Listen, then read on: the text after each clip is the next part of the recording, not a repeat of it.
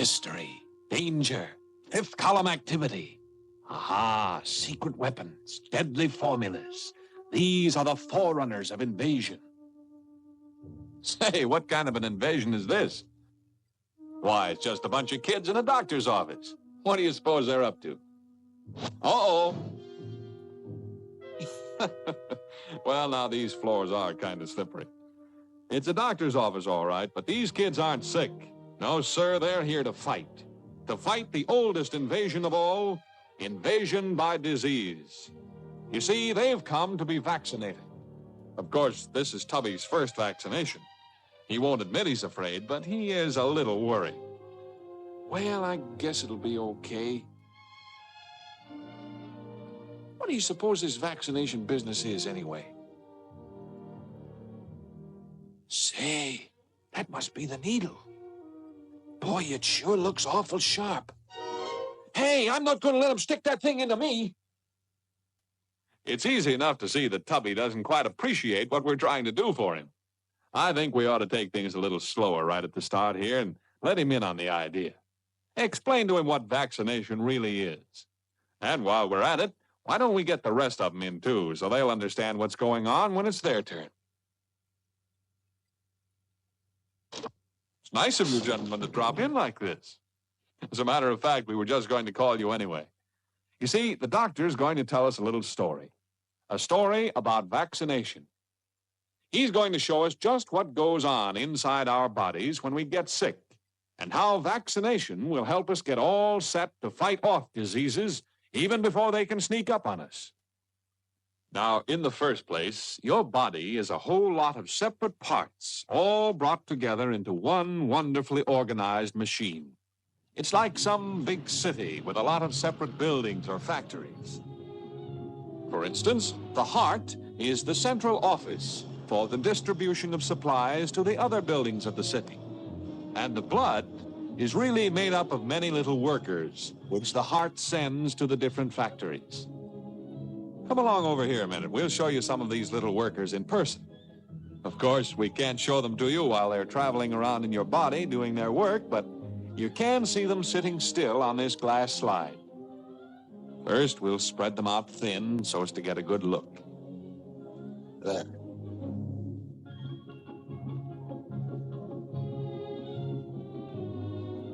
Now you'll see for yourselves what we've been talking about. You see, what you've always thought was just a sort of red liquid that popped out of your finger when you cut it is really much more. It's actually millions of little workers with a job to do. The job of keeping us alive.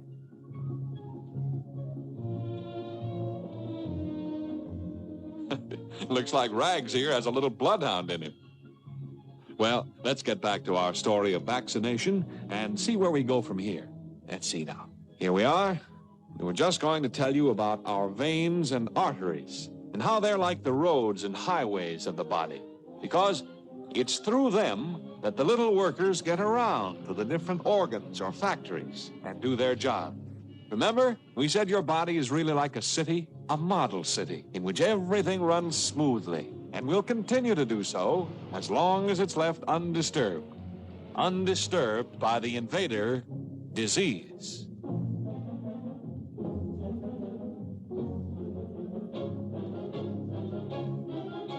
You see, the wall around this city has a gate through which supplies of raw materials must be taken. Suppose, for example, that you're loading up a new stock of groceries. Bread and butter, lots of jam on it, ice cream and cake. This busy, peaceful city never heard of the invader. But look, the enemy. It's a deadly disease germ, all right. Oh, but there's only one. What harm can he do against the millions of little workers? Just watch him. Suddenly there are 2, then 4, then there are 8, and more to come. Now we understand why diseases are so deadly. It is because they have the power to transform themselves quickly into gigantic, menacing hordes. He doesn't look so harmless now, does he? Before you know it, they multiply themselves into millions. Invasion. The alarm is sounded. The workers pour into the supply buildings to arm themselves, but there aren't enough weapons to go around, and it's only with guns that the invaders can be conquered. There is nothing to stop them here because the body is not prepared. Frantically, the factories are converted to the manufacture of the all-important weapons, but they are far too slow. And as the ranks of the invader multiply with terrifying rapidity, we see that it is already too late.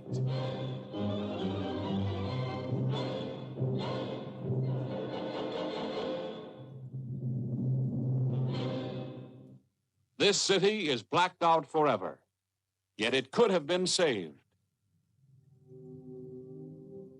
You see, boys, this city, or rather this man, died because his body did not have arms and ammunition, or in other words, powers of resistance against disease. He was not prepared. And he was not prepared simply because he failed to take advantage of the greatest weapon against disease that medical science has to offer: vaccination. Great men in all the countries of the world have struggled year after year, even given their lives in order that we might live. Jenner, Pasteur, Koch, and many others have worked to create this harmless little fellow who will protect us. He doesn't look like much, does he? But wait until you see what he can do for us. First, we have to get him into the body, and that's where vaccination plays its part. In vaccinating against the deadly smallpox, for example, an ordinary point like a darning needle presses sideways against the skin, letting in a few of the little helpers. But the lookouts inside the body do not know that these little fellows are harmless. They see their wall being attacked and strangers entering the city, and to them it's a real invasion, and the army marches forth to battle. But in this case, there's nothing to fear from the weak make-believe invaders. Nevertheless, the factories of the body immediately go on an all-out wartime basis. Production zooms steadily upward. But this time, the armies of the body are winning, and the war plants have all the time they need to produce arms and ammunition. They work day and night, 7 days a week, 24 hours a day, building the weapons to fight disease. Meanwhile, the soldiers are easily routing the harmless artificial invaders, and soon the battle is completely won. But look at the tremendous supply of arms and ammunition that the body has made for itself because of vaccination.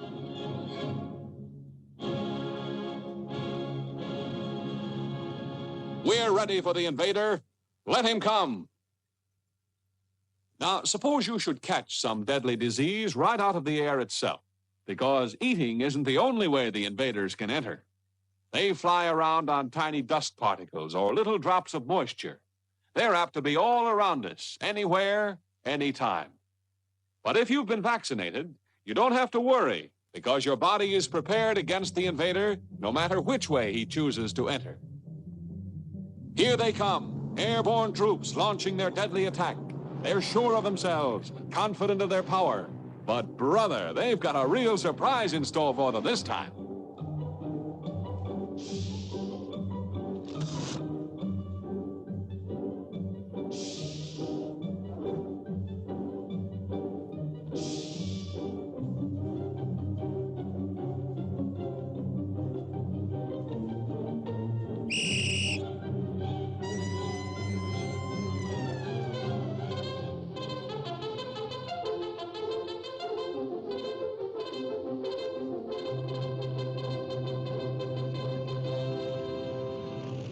Here we see a modern mechanized army moving into battle, equipped with the deadly weapons that they have built up through vaccination.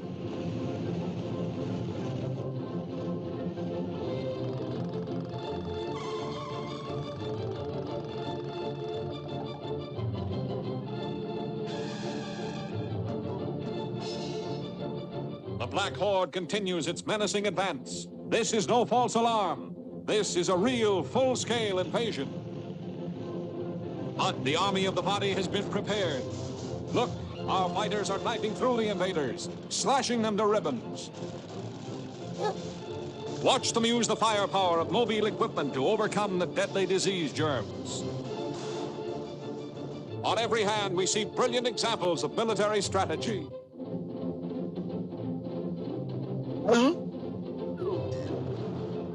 The death rattle of the vaccine gun is heard on all sides. backed up by the dull roar of the germ bomber. On they come. And now the paratroops, most up-to-date of all fighting men. Watch them take over behind the lines, highly trained by vaccination in all the tricks of modern warfare against disease.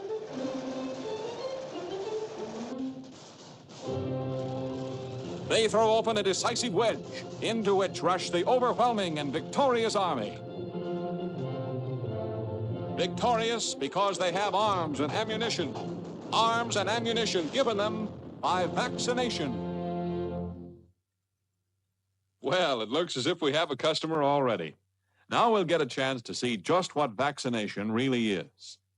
The vaccine, or as we have shown it, the little helpers, comes in a glass tube. We clean the tube with alcohol, and then we clean the arm. Next, we break the tube to allow the vaccine to come out. Then, we put a drop on the arm and painlessly press it, not scratch it, into the skin. That lets the little fellas in, and that's all there is to it. Well, okay, what are we waiting for? Shucks, he knew there wasn't anything to it all the time. Let's go, boys, start building those Jeeps. I should have had this done long ago. Shoot it to me, Doc. I've had an invasion of fleas for years. Well, here they come. Wasn't half as bad as having your ears washed, was it? And yet those few minutes in the doctor's chair have made it impossible for the invader to attack. For these boys are now prepared. Inside each one, a powerful defense army has been mobilized, ready and waiting. V for vaccination and victory. Victory over invasion.